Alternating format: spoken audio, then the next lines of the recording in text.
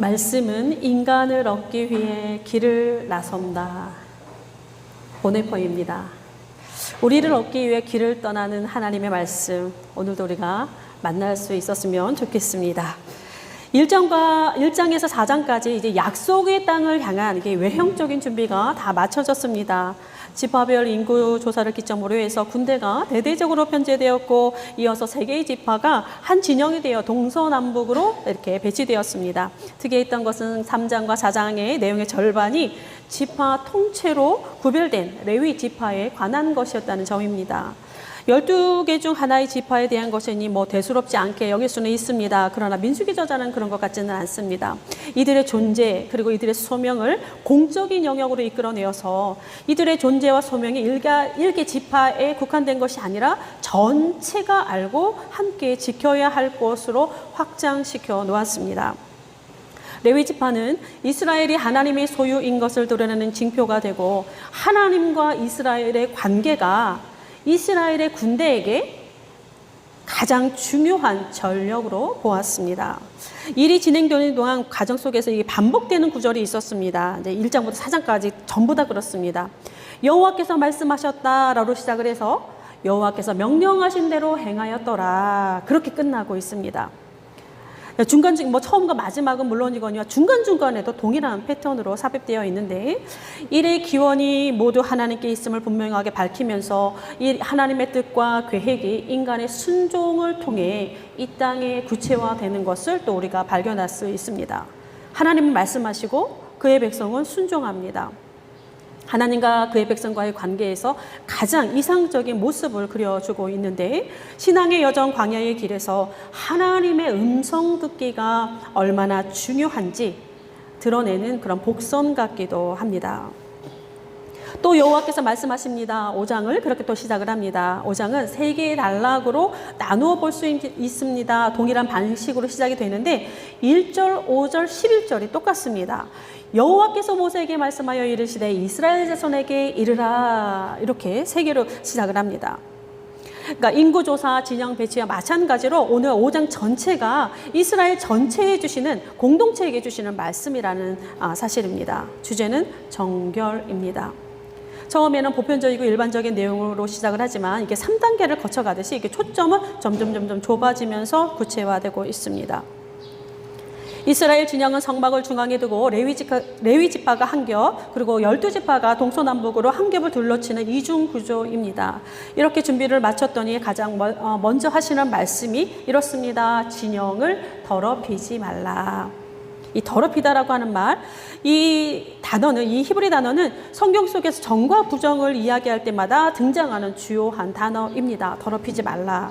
그러니까 이 단어가 이제 필두로 나오는 어떤 이 단락들을 보면 마치 레위기가 연상됩니다.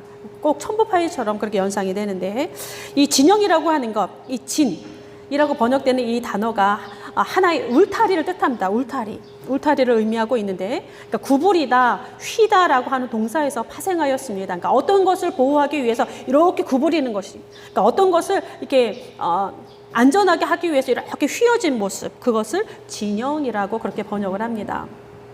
그러니까 이 단어 자체로 보면 이 진영은 넓게는 이스라엘 공동체 전체를 보호하기 위해 존재하고, 좁게는 진영의 한복판에 있는 성막, 그러니까 이 증거의 장막을 보호하기 위해서 존재하고 있습니다.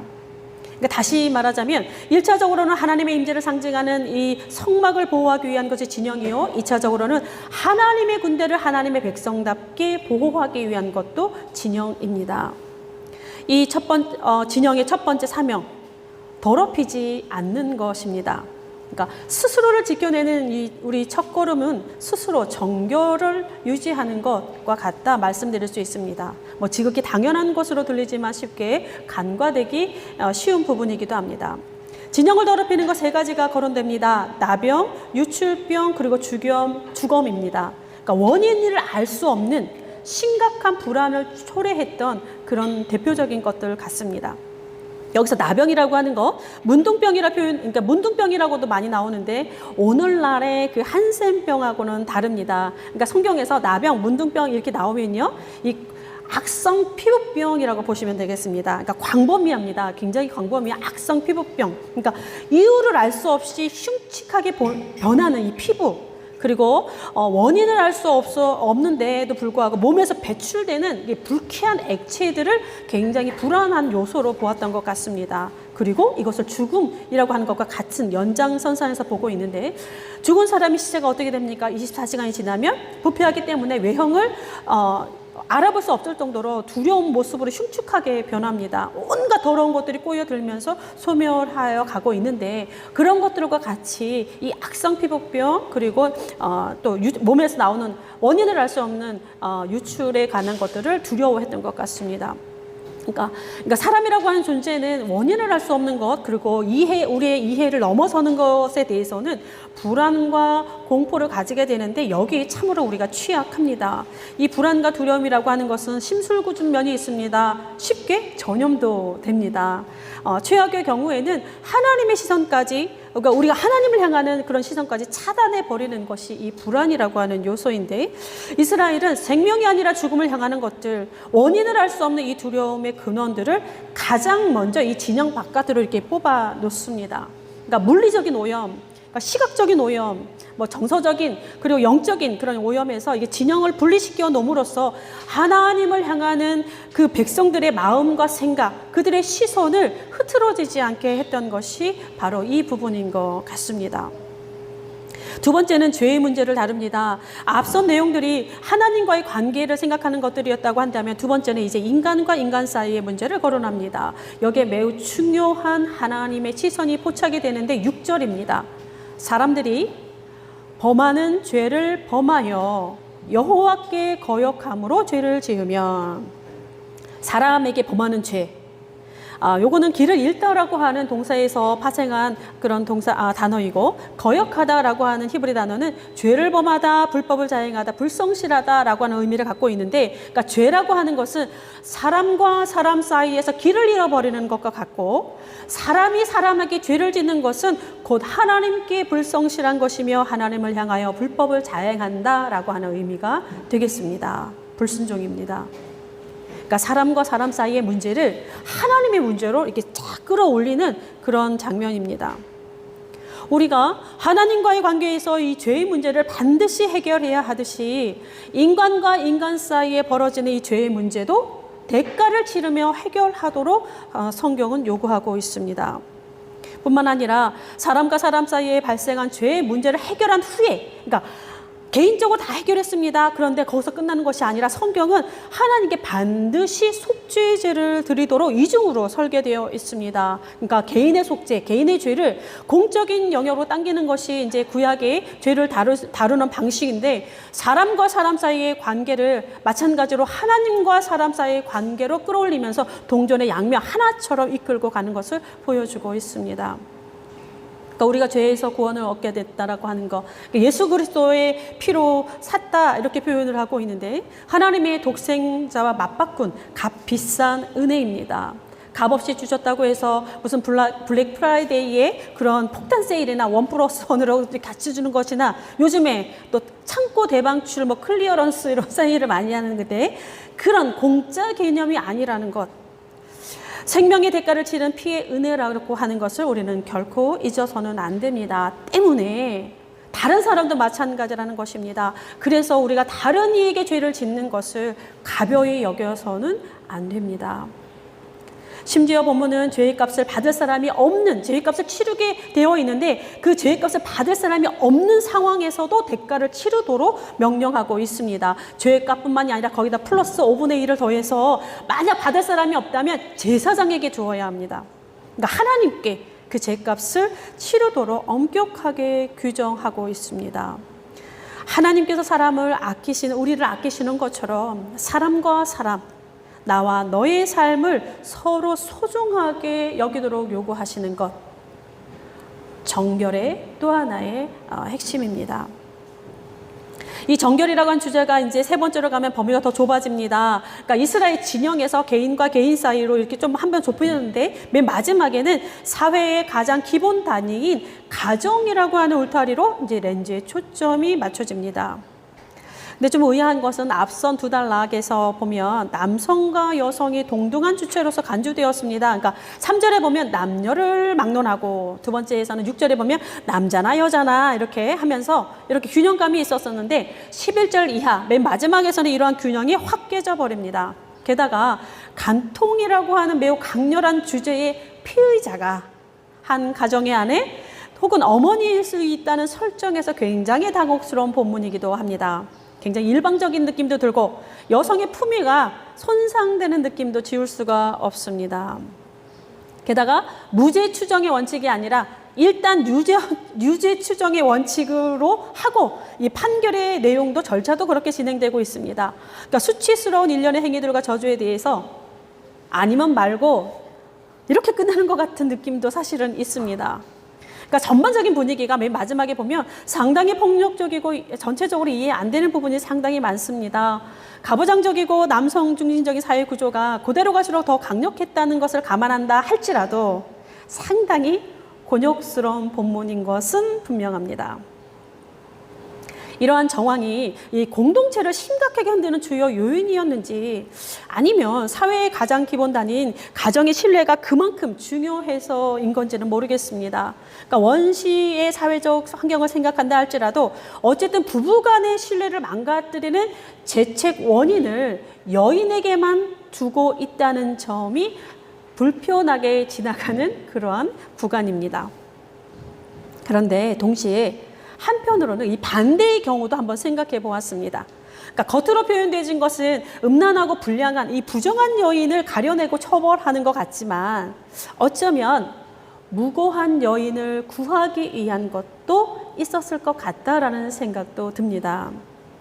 원시사회라고 할수록 모든 것에 있어서 남성 우위에 있는 구조입니다. 그리고 지극히 사적인 가정입니다. 부부간의 일입니다. 결혼한 여인에 대해서는 특히 결혼 생활의 지속 여부라든가 존재, 그 결혼한 여인의 존재에 생사 여탈 것을 진 사람은 바로 남편입니다.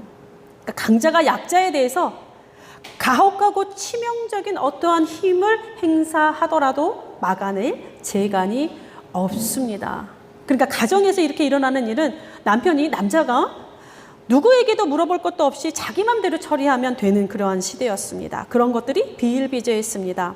가장 쉬운 방법은 아내의 부정입니다. 왜? 증명하기 어렵습니다. 그래서 세 번째 보면 어쨌든 앞에서 뭐라고 되어 있냐면 의심은 드는데 드러나지가 않았다 이렇게 되어 있어요. 증명하기 어려운 그런 상황. 의심이라고 하는 단어가 자주 등장을 합니다. 의심은 관계를 파괴하는 가장 강력한 힘을 가진 것인데 이 국어사전에 보면 의심은 확실히 알 수 없어서 믿지 못하는 마음이다 이렇게 풀이하여 놓았습니다. 그런데 히브리 단어는 조금 다릅니다. 질투하다, 시기하다, 열심을 내다 라고 하는 것을 지금 의심이라고 지금 번역해 놓았습니다. 그러니까 본문에서의 의심은 확실히 알 수 없어서가 아니라 상대방을 강력하게 소유하기 위한 소유물로서의 동기에서 비롯한 것을 볼 수가 있습니다. 이 단어는요, 문맥에 따라서 열정으로도 번역되기도 합니다. 질투라는 말로도 번역이 되게 하는데 요셉을 질투했던 형들, 아들을 낳은 레아를 질투했던 라헬, 모두가 이 단어를 동시에 사용하고 있습니다. 또 아가서에서 보면 이 열정, 이 질투가 얼마나 강렬한지 이렇게 표현합니다. 질투는 수올같이 잔인하며 불길같이 일어나니 그 기세가 여호와의 불과 같으니라.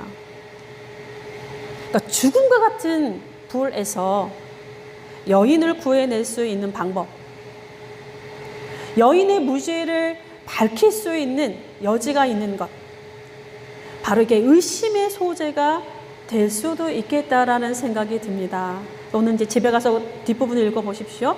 그 저주의 쓴물이 무슨 독약이 아니에요. 보면 이런 물을 마시고 죽을 수 있겠나 하는 그런 방식입니다. 물론 의도적으로 독을 타면 죽겠죠. 그러나 단순하게 본문을 쭉 읽어가 보면 의심의 소재에서 여인이 먹게 되는 물은 어떤 물이냐면 거룩한 물에다가 성전 바닥에 먼지를 떨어 넣은 물입니다.